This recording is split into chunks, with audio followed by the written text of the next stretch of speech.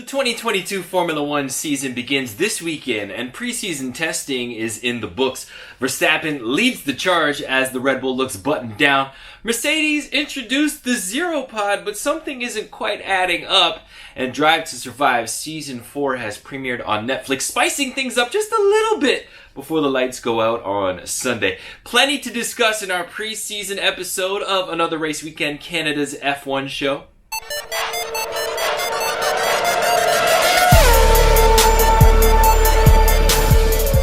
And as always, I'm joined by team manager for Pro Racing Ontario, Daryl Timmers. I'm here today. Fresh off the airplane into the studio. Straight from Florida. Florida Winter Tour is wrapping up. Yeah. You had some drivers down there. How'd it go? How was the experience? Very good, very good.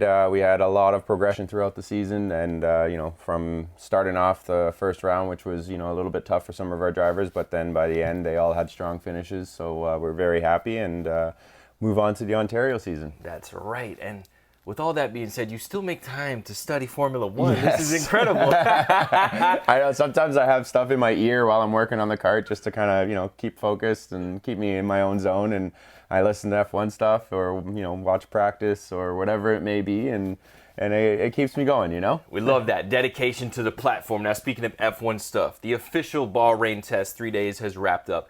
Max Verstappen and that Red Bull look buttoned down on the track. Flyer is the key word. Are Red Bull poised to take the constructors, and is Max Verstappen poised to repeat as a champion as of right now? As of right now, I would say they're going to be the strongest team at the start of the season. They came out flying in that last test. They looked so comfortable. It didn't look like they were complaining about the car as much as the other teams or making crazy changes like most of the other teams were.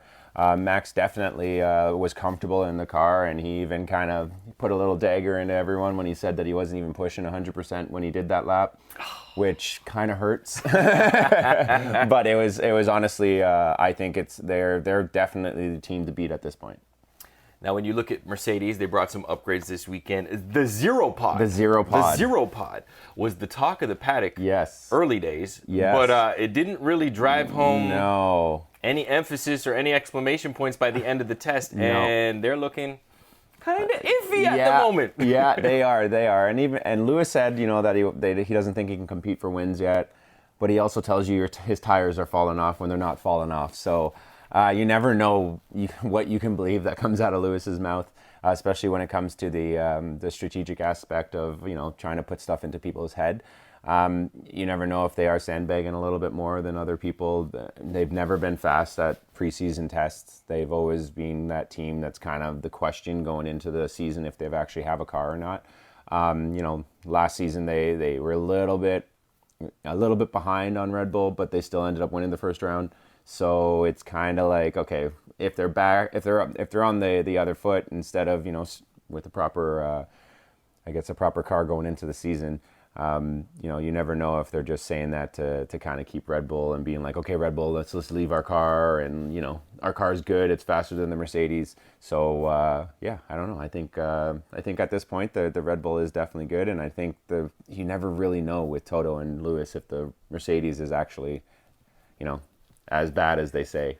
That is true, because they've been liars in testing before. Straight up liars. Yeah. However, what I will say about this time around and this go around in 2022 with all the regulation changes, Red Bull, we know, looks 100% dialed in at the moment. Because I haven't seen a porpoise out of that thing. I haven't seen an understeer. I haven't seen an oversteer. By the end, of course. Yes. Early in the test, they're dialing in. Yeah, they're trying different things. Kind of stuff. But that last flyer that Max put down, that thing was on rails. And when I looked at both Lewis Hamilton and George Russell all week long. Yep. They look twitchy. They look like they're still in the lowrider coming down the main straight. Yeah. So 2021, they were on the back foot to start the season. They were. They scrambling eggs over there right now. I feel like there's a little bit of urgency to try and figure something out in the next 5 days, 4 days. I think so. I don't know if they're going to show up with the Zero Pod at the first round. You never know if they're going to go back to the first test pod. It didn't seem to be like, oh my gosh, we all have to do this. All the teams were kind of like, okay, let's see how this goes. And by the end, they're like, meh. Like, it's not really something that all the teams were like, yes, we have to do this. But you never know. Like, again, these drivers are so good at that level that they can they can drive 10 laps and take a different type of corner off every lap and never put the complete lap together. They know how to do these things where they'll just like, okay, and this on lap 1, I'll screw up lap 2. Corner 2. And then, the next lap, I won't push in corner 4. And then the next lap, I won't push in corner 6. Right. So then they can put the whole thing together theoretically and see what the car can do. And that's why it's so hard in testing, because you never actually know how hard they're actually pushing. I see what you're saying. The engineers will just take the data from each sector across the 3 ways. Exactly. Put together the best sector times to give you your theoretical lap. Exactly. And these guys are so good that they know when to lift, how to brake early or to give up a section so that they can get going for the next section again. So it's there's a lot of games that happen in preseason testing, and Mercedes is probably the biggest team that does that. So you never know if what they saw was something that they want to use or something that they're throwing to the bin. Gamesmanship, just as much a part of the sport as driving. Exactly. 4 wheels around the circuit. Moving on just a little bit, both Lewis Hamilton and George Russell had high praise for Ferrari, both the car and the driver. Yep. Ferrari, they've been able to put together the most laps out of anybody. Yep. Reliability is definitely strong. Finally. Are we at the point where we can confidently say Ferrari will be competing for the championship? I honestly think this is the best year they've had since the Vettel, when he was battling Lewis for the championship, and that little incident in Germany that drove off. But I think they definitely have a very strong car going into the season. I think that they're an underdog for the championship for sure, because you can't take it away from Mercedes or Red Bull. You can never take Mercedes out of the hunt, especially because of their ability to build a car and tune it throughout the year and take mods and figure it out to make it work, because last year they weren't the strongest car, and by the mid-season they ended up with the strongest car.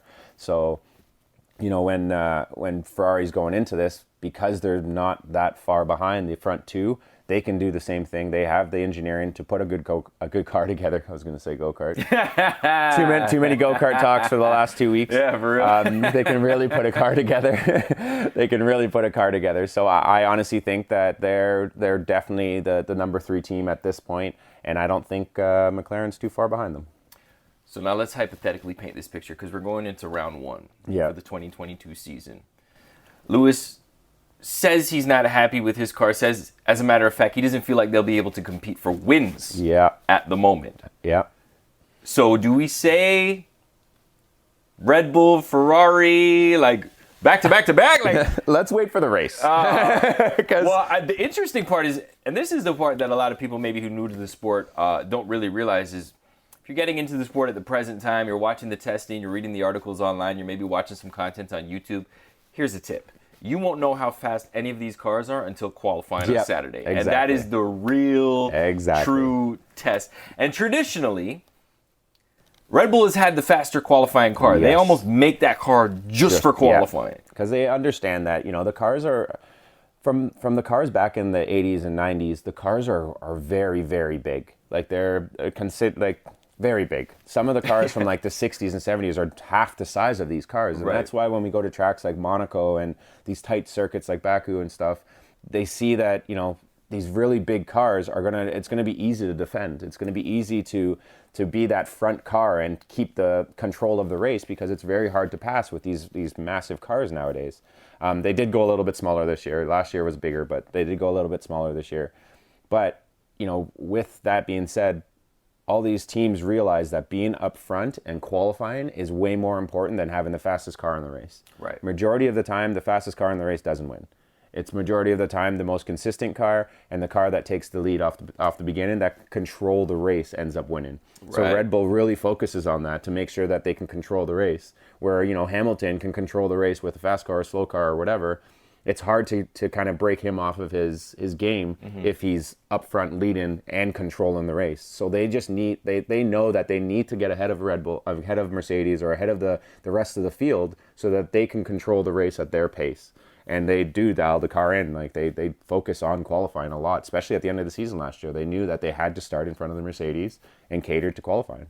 I think a perfect example of what you were talking about was the Saudi Grand Prix, where they had Exactly. that tight night circuit, street circuit, Yeah. very, very corridor-esque Exactly. circuit, and Max literally he crashed the car trying to put it on P1 because they realized they need to control the race, because at that point in the season last year, it looked like Mercedes had the stronger race car. Red Bull had the stronger quali car, but like you said, you need to have that kind of track position in order to figure out how you're going to manage the race. And another key component is having that two driver somewhere in the fold. That way Max Verstappen can't get free pit stops in the final race of the season. And in the end, Perez gave Max that championship in the last round at the end of the season. If he didn't block like there was no tomorrow and hold back Lewis for those 3 or 4 laps, what would have happened, you know? Like, you never know. But I think having that teammate is huge, and that was part of the reason that they got rid of Bottas. He just wasn't there to add the support to Lewis to get that extra, that extra little bit over the Red Bulls. And I think right now, George is coming into Mercedes. He understands that, there is no number one driver at Mercedes, as they say, but clearly they're going to try to get Lewis as number 8. And they know that George is going to be with them for a very long time. They're not going to end up getting rid of George. Once Lewis retires, he's going to be the guy. And George knows that. He's not going to step on any toes coming into this season. If he's ahead of Lewis in the championship, they'll push George all day long to get that championship. But once at the start of the season, if Lewis gets that first win or is ahead of George after the first 2 or 3 races, George knows he's in a support role at that point. So George is just going to have to, hopefully be that guy like Perez that he can mix it up in that second half of the race when, let's leave George out there to hold up Max so that Lewis can get up there, right? Or whatever. So he's not a stupid kid. He understands exactly what's going on. He understands that he's coming in here to support Lewis, hopefully for his 8th. I hope that he gets a bunch of wins this year. I hope that he's battling for the championship. Like, I'm not taking anything from him, but he understands that, Lewis, this is pretty much Lewis's team at this point. He's the new guy coming in. He's the kid that's going to have to support him for at least a year until, he gets his what's the word I'm looking for? His shoes underneath him to be, the big shoe of the team. And in the end, when it comes down to it, if Lewis is not battling for championships, George has to be there to be the guy to take it over. The thing that is interesting with Mercedes this year is traditionally we've looked at Bottas and Hamilton as a pairing for 5 years or so. And when they had a test like this test, something wasn't quite right with the car. Like we saw it with the DAS system. And you have another guy who has experience to help develop the car quickly. This is where I think Mercedes may be feeling it just a little bit this year. They only have really one guy who knows the car, knows the team, and that's Lewis Hamilton, arguably the best. So in terms of both on-track performance and engineering, like, he sticks around, he knows what's going on with the car, he's got a good relationship with Bono, they can kind of fix that kind of stuff. But I feel like there's a bit of pressure there and a bit of urgency, like I was saying earlier in the conversation, simply because they're only really relying on Lewis's feedback to develop the car properly for the season, because George doesn't really have a reference point. For that car, but also George is a very talented guy, especially he's developed that Williams into what it was at the end of the season, where it was finishing in the top 10, qualifying in the top 10. And at the beginning of the season, they were battling with HAAS the majority of the time, And he didn't have the experience to develop the Mercedes like Lewis does and understand what they're asking from the car and what they need from the car. But I think he can definitely give his own feedback of what he feels in the car and what, he thinks that he should, get out of the vehicle or what his inputs are doing to the vehicle. When Lewis is saying that the car is understeering, if George turns in and the car understeers, they all know, like, it is understeering, right? Because when they develop the car, it's not like, this is what I want out of the car. It's I'm putting these inputs into the vehicle, like turning the wheel at a certain point, and it's understeering on me. It's not like I want more front grip. It's more I need more front grip because of the inputs that I'm doing to the vehicle. It's not responding the way that it should. And that's the big part of a driver. Some of these drivers don't exactly know exactly how to develop a car just because, they look at it as, oh, I would love to be able to, chuck the car into this corner and hopefully it has grip. No, a good driver just puts their inputs in and gives the feedback. And then the engineers go, okay, you know what? He is right. We are understeering. Let's give it a little bit more grip here to help with that, right? And I think that's where George comes in because he had a horrible car last year and he made it work. So I think that actually helped mature his development process and his testing process to make Mercedes trust that if he says something, it is going to work. It's almost like fast tracking his professional development in that way, which is interesting. Now, you mentioned the car feedback and drivers not being able to adapt. Perfect example would be Carlos Sainz. He's been from team to team to team, and he was on it right away at Ferrari. He was on it at McLaren. He was on it on at Renault. And then we look at a guy like Daniel Ricciardo, who took time to get it. When he got it, he ultimately finished the season pretty strong. He had a win last year. But just looking at this Netflix show, you're really looking at the struggle of Daniel Ricciardo. And now with him being out with COVID, he didn't get any testing time in for Bahrain. McLaren a little bit nervous going into the weekend? Yeah, I think so, just because of more of a performance from Daniel. Lando definitely took the weight and put the laps in for the car. He did a lot of laps last weekend, which definitely got the data they needed. I just think more, Daniel's only done maybe 2 days of testing so far going into the season, which they would be probably a little bit worried about that, just because he needs time in the car to adapt. And like every driver, the more time they get into a car, the more time they have to get comfortable, and the faster they end up going because they're more comfortable and understand what the car can do and how to drive that vehicle. So with these new rule set, they were hoping that both drivers can get maximum amount of time in the car. And with him catching COVID, it's kind of he's on the back foot again going into the season because he doesn't necessarily have the time in the car that someone like Lando has, and he definitely needs the time in the car.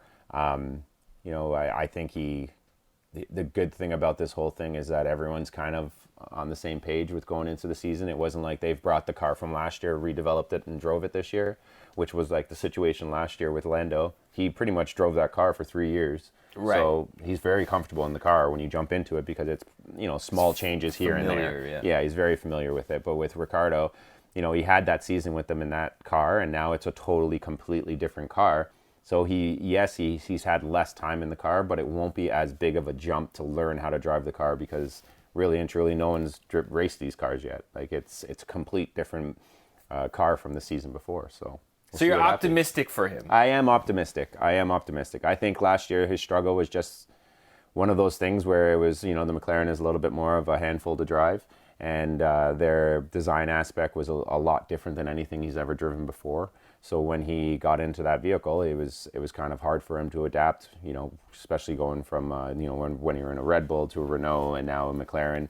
And it was just a bad combinations of things where, a kid's been in that car for 3 years that can drive. Yeah. It's kind of hard for him to be able to just jump into a car and, when you're driving a Cadillac the entire time and then you jump into a McLaren.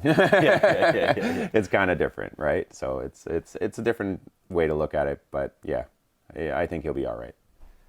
Now with Daniel Ricciardo being out, you have optimism because, hey man, everybody's coming in with a clean slate this year, including Kevin Magnussen. Yes. This guy is back in Formula One and he topped the timesheet on day 2. Yeah. Is the HAAS car the real deal? I think they're not a back runner anymore. I think they'll be in the pack. I really do. K-Mag is a really talented driver. You could see it when they had HAAS, when they had their good years at HAAS and he was in the car, he was battling for points consistently. And I think the HAAS is definitely going to be that car that battles for points and, squeaks into the top 10 here and there. Like, I don't think he's going to be on the podium or anything, but I think they're definitely going to be a car that can take those points away from those top teams and have some fun while they're doing it. Yeah, the reason I asked, because we've seen Kevin Magnussen come in out of nowhere, no reference point with the car, was able to put in the quickest time. We realized it's sandbagging and all that kind of stuff. However, Mick Schumacher comes around the following day, and he wasn't close to Max Verstappen by any stretch. It was like 6 or 7 tenths. But he's P2 on the timesheet leaving the test. Yeah. So it got me wondering, is this HAAS car like sacrificing last year with no development or anything like that? Is it going to pay dividends for them? I'm optimistic. I feel like a lot of people are rooting for them because they are the underdog, and a lot of people like Gunter Steiner because of the Netflix series. Speaking of which, Season 4, Drive to Survive, premiered. Initial thoughts? I like it. I like how it's showing the struggle of the drivers, the mental aspect of things with motorsports now. It's usually, everything with Drive to Survive is the drama aspect of things.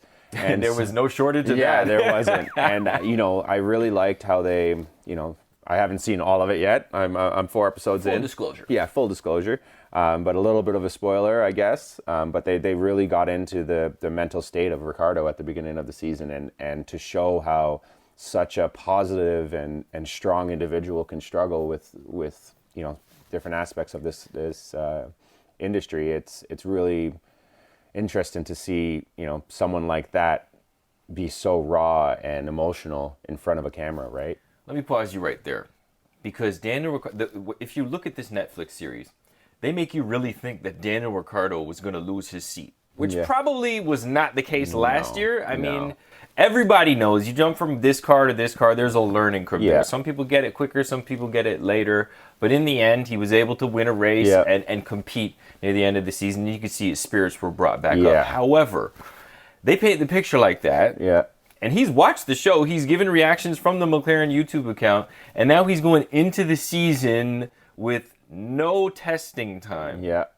Yeah. How does that play with his head? Because he definitely is vulnerable to that. We've seen it in season 1, and we've seen it now. Like, he is almost the poster child for mental health in the Netflix series. Yeah. So is this going to rattle him a little bit? It's got to rattle him a little bit going into the first race of the season, knowing that he doesn't have as much time as in the car as everyone else, and especially he's getting over COVID. Like, we don't know how severe that case was. True. And from what I've read, it was pretty severe. Like, he was pretty much like Lewis, where he was bedridden for a couple days and was not feeling the greatest. So I think, he's got the physical aspect to get over that sickness. And then 2, he's got to get over the mental side of things, of knowing that he doesn't have as much time in the car as everyone else. And when you see Lando put in a lot of laps, they put over 100 laps in the test, which was really good, and it's a lot for a car for a testing season. Right. But I think it's gotta rattle him a little bit going into it. But hopefully last year it made him mentally stronger, and he knows how to handle it, and he goes from there. Going to round out this conversation quickly. Overwhelmed, underwhelmed, and surprised, strictly off the Bahrain test. What do you got? I honestly surprised. It's got to be the HAAS car. Like, that surprised the heck out of me. And K-Mag, like, he signed his deal on Wednesday, and jumped in the car on Friday. And what do you think about that deal? Why I was going to ask you earlier, but why did they go for Kevin Magnussen again rather than Oscar Piastri or Fittipaldi? I think Fittipaldi, he's been with the team for a little bit, but he doesn't have the testing aspect of things of developing a car. 2, I think Piastri doesn't have any experience whatsoever testing a car or developing a car. So when you're into the first season of a brand new car, you need someone with experience. Not to mention they did it last year and it didn't really work out with 2 rookies, right? Exactly. But they knew last year going into it, they're like, this is a toss-away season, so let's just put the money in the seat, and who cares about where we finish? Because they really didn't care about last season. This season is the make-or-break season, I think, for HAAS. So I think they had to do something to get experience in the car.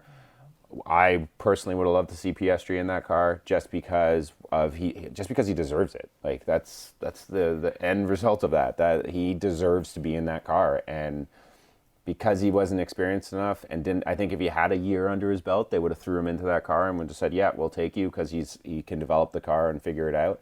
But because of his lack of experience, I think that was really the only reason they didn't put him into the car, because they are paying K-Mag, so they can't say that it's a money thing, that they took money in, right? Because they are paying him, right? And it's more experience. Kevin Magnussen knows what he's doing to develop a car. He had that contract with Peugeot to develop the LMP car, right? So it is what it is at that point. It's an experience thing, and I honestly think Piastri will get into a car this year at some point. He will. He might even get into it this weekend. They're saying if Daniel Ricciardo can't go, Alpine will actually release Piastri to give him some seat time and potentially even race with McLaren this weekend. Which is a big thing for Alpine, because he can get race experience without being thrown into the Renault. And get some intel from the competing car. Exactly, right. And 2, it gets some racecraft in that car, right? So if they ever have to throw him in there, if something happens to Ocon or Alonso, they know that he has a Grand Prix under his belt. 1, the nerves are gone now, because he's, your very first Grand Prix. There's a lot of pressure on you. There's a lot of, you don't know what to expect at that point. Unless you're Verstappen. Yeah, exactly. You just go for it. But it's a good idea for Alpine to put him into the car just for experience alone. I don't see them caring about where he finishes or what. I think it's more of an experience thing. Get his nerves out of him. So the first race, if they have to throw him into the car, is not with them. It's with another team, right? So Haas is the surprise. Who's Yes. underwhelming you this week? Underwhelming, it's got to be Mercedes. Like, I don't know what's going on.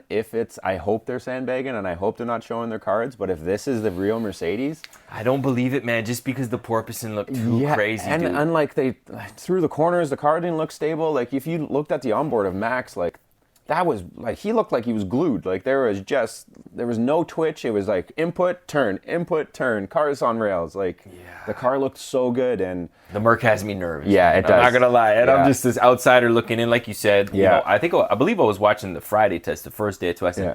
and that car looked a handful, man. Yeah. Every input, the rear or the front was stepping out. Mostly Yeah. the rear. The car just looked twitchy, didn't look balanced. And the big thing for me was the porpoising. Like, Yeah. are we at the race circuit or the petting zoo? Yeah. Because going down the straight, it was like, and we're not talking like one or two. It was the whole straightaway, it and was. it's like they had that since the last test. You thought they would have dialed that out. I realize they're introducing new components to the car, so Yeah. you never know how that works or affects it. yeah. They're arguably the best team in the business. My guess is they can turn it around in a Yeah. week. But I'd still be a little bit on the back foot, and I agree with you. Underwhelming for sure. Yeah. Overwhelmed by. Overwhelmed. I'm personally, that lap by Max was just like, I watched that video several times, like Yeah. multiple times, because he looked like it was like a qualifier, like he was going for it. Yeah. And the fact that he wanted to just give a little dig and say that he wasn't pushing just makes that lap even better, because it was perfect. Like, he was on it. That car looked great. He looked so comfortable in it. Perez looked comfortable in the car. Like, that's going to be a duo that will be very hard to beat this year. If this is how the season's going to play out, with that Red Bull acting like that and the rest of the cars acting like how they are, Red Bull's got this. Oh, you heard Yeah. it first. As we Yeah. approach the first round of the 2022 Formula One Grand Prix season in Bahrain. Yes. Daryl Timmers, thank you so much. As always, just a reminder, you can catch the visuals on YouTube, but we're officially on every podcast platform that exists, whether it be Apple, Spotify, iHeartRadio, Stitcher. You can find us. Just search Another Race Weekend. Take us on the go. And, of course, we look forward to bringing you the post-race analysis of the Bahrain GP next week, as a matter of fact. Yeah. DT, thanks so much, man. No problem, man.